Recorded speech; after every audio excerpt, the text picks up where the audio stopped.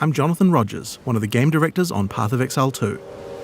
In Path of Exile 2, you can pick from one of 12 character classes. Each character has a combination of primary attributes that they focus on. Today, we'd like to show off a character who specializes in strength and intelligence, the Druid. In human form, the Druid is a spellcaster who channels the fury of nature on the battlefield, a walking natural disaster. But get up close and you'll find out why the Druid also focuses on strength. You can transform yourself into one of several wild beasts. Today we want to show off the bear form. Transformation in PoE 2 happens automatically when you use a bear attack. Use Bear Maul and your character will transform into a bear, into a meaty swing. Use a spell and your character transforms back into a human and casts it. Hitting enemies with the Bear's Maul attack will build up rage, which increases your attack damage, so your bear gets stronger with every attack. You can see the glowing runes that indicate rage on your back. Have a lot of weak enemies to take out? This is where you probably want to break out your Rampage. Let out a roar and stampede over all enemies in your path, slamming the ground with your paws. The initial roar generates rage, and then the rage is consumed as you charge along. You can use Rampage by itself to travel a short distance, or do some mauling first to build up some rage and travel a significant distance.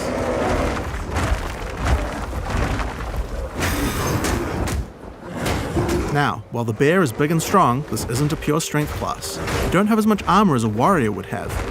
In order to protect itself from larger packs, you might want to consider a skill like Furious Slam.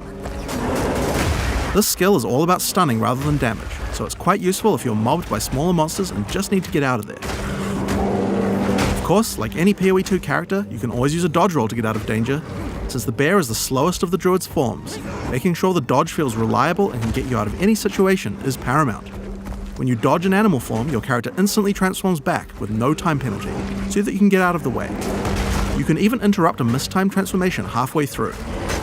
Of course, doing this will mean you pay the slight time cost of having to transform back again, but it's certainly a lot better than dying. Something interesting about the skill is that it's faster to use if you're already standing up. If you're on all fours when you use Furious Slam, then the bear has to stand up first before slamming back down. But use Maul first and the bear will stand up as you swing, which has no time penalty. Then follow up with Furious Slam and your bear will quickly slam down. Much more efficient.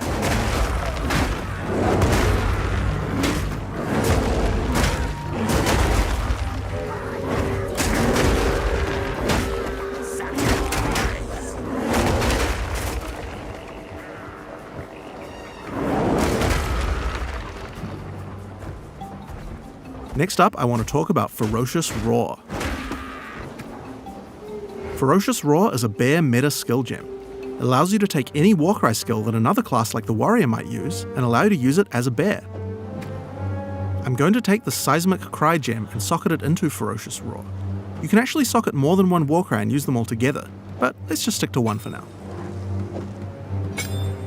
Seismic Cry pushes enemies back and has some stun chance, but the reason we want to use it is for a mechanic called Exerted Attacks. If there are any heavily stunned enemies in range of the Warcry, then your next slam skill will be powered to do double the number of slams. First, I use Furious Slam to stun these enemies. Next, I follow up with Seismic Cry and get the Exerted Attack, and then I slam again. See how 2 slams triggered?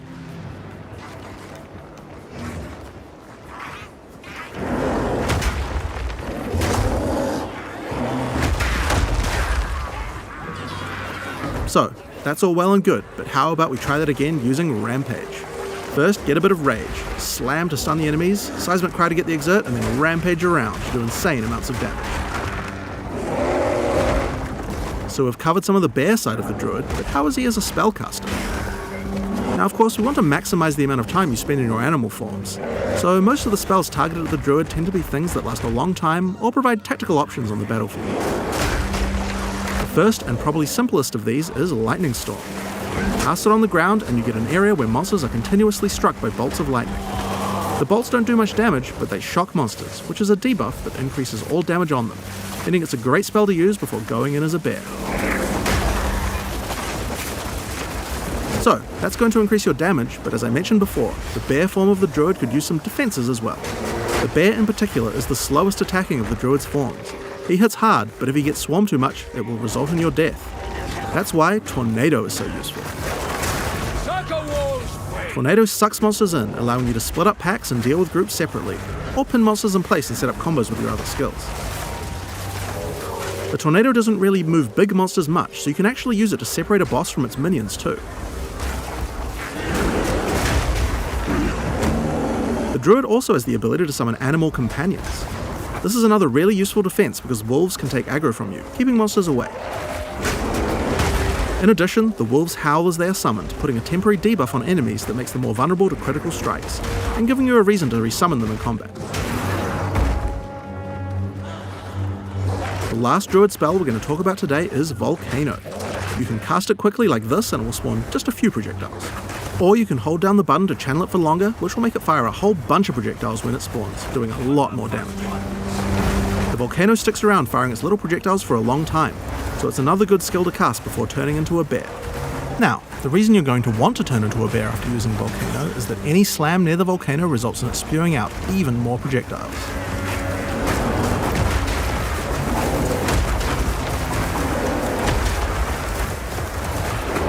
And if you thought that was a lot, then Rampage is even better, because it does 2 slams every time it hits the ground, and you can run around the volcano.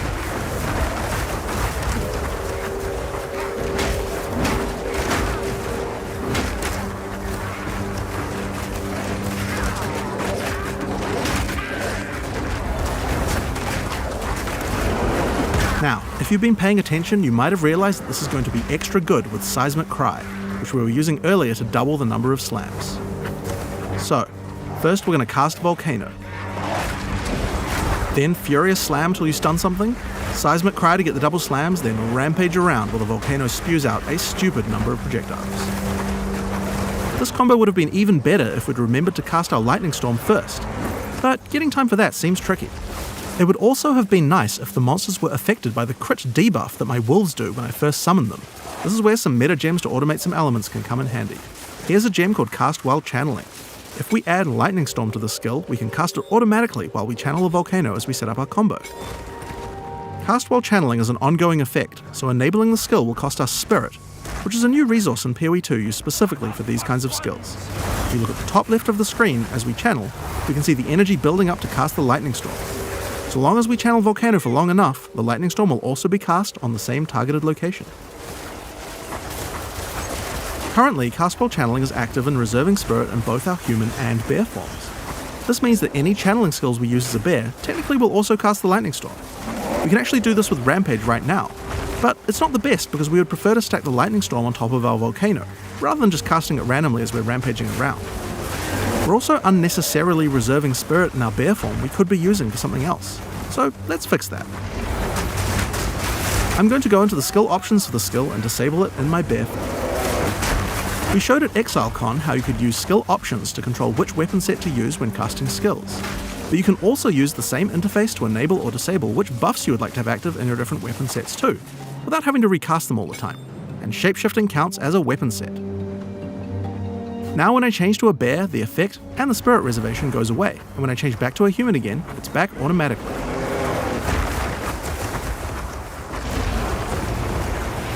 So, now that we have some extra spirit available as a bear, why don't we make our life a little bit easier by automating one of our other skills? This is the Cast on Melee Stun meta gem. I'm going to put Summon Wolf in Cast on Melee Stun, so that whenever I stun a sufficient number of enemies while I'm a bear, it will summon another wolf. This is great because usually when I'm stunning, it's because I'm about to do my exerted attack slam combo. When wolves come out, they howl, adding the crit debuff to the monsters, right when I need it. It also helps keep my wolves alive and summoned at all times without me having to do it manually.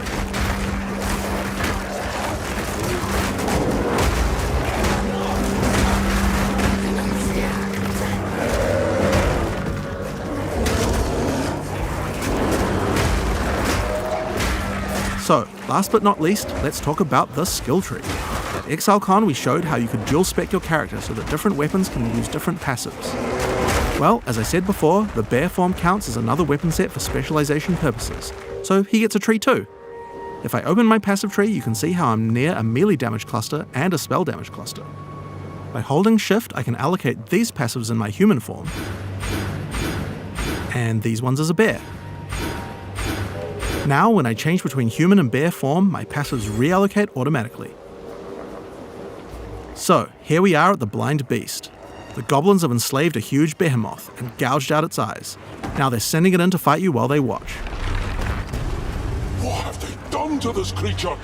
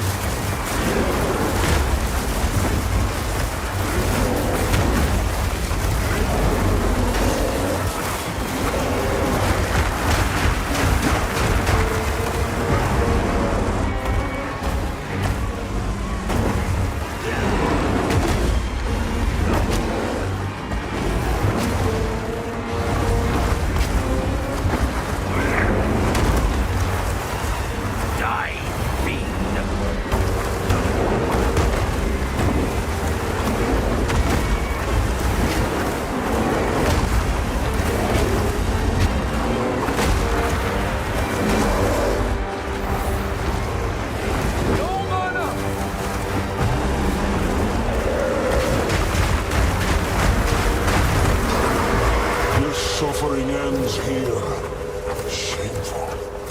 And there we have it. With a little bit of customization, we have a build that can combine many different active skills to do some really interesting effects. At the same time, your skill tree reconfigures automatically at the right time, and your buffs reconfigure automatically as well. You can even cast certain skills automatically. But we also haven't lost the dynamics of combat. Many skills interact with each other, and the ones you choose to use at any different moment depend a lot on what enemies you face or what situation you're in right at this moment. And at just the right time, you might be able to combine all your skills in one crazy combo, get some satisfying screen covering spam, and do some crazy damage. Now, these are just some of the skills targeted at the Druid in PoE 2. We didn't even show you the wolf form yet. There's a lot more to play and experience, and we look forward to letting you guys try it out when we go into beta on June 7th, 2024.